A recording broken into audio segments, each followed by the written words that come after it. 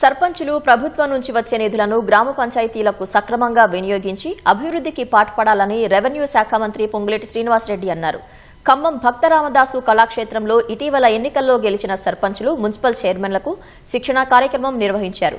సర్పంచులకు అధికారులందరూ పూర్తి సహకారం అందిస్తారని మంత్రి తెలిపారు. అనంతరం ఖమ్మం జిల్లా కూసుమంచి మండల కేంద్రంలోని ఎమ్మెల్యే క్యాంప్ కార్యాలయంలో మసీదు కమిటీలకు రంజాన్ గిఫ్ట్ ప్యాకెట్ను అందించారు.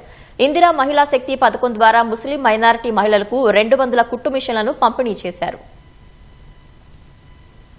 మన సొంత డబ్బుని ఎలానైతే సద్వినియోగం చేస్తామో, దుర్వినియోగం కాకుండా ఆ డబ్బుకి కాపలాగా మనం ఉంటామో, ప్రజాప్రతినిధులుగా ప్రజల దీవెనలతో ఉన్న మనందరం ఆ డబ్బుకి కాపలాదారులుగా ఉండి ప్రజలకి మంచి జరిగే విధంగా చట్ట పరిధిలో చట్టంలో ఉన్న అంశాలకు అనుగుణంగా ఆ డబ్బుని సద్వినియోగం చేయాలని మనస్ఫూర్తిగా ముఖ్యంగా నా సర్పంచుల్ని ఈ వేదిక ద్వారా అభ్యర్థిస్తున్నాను.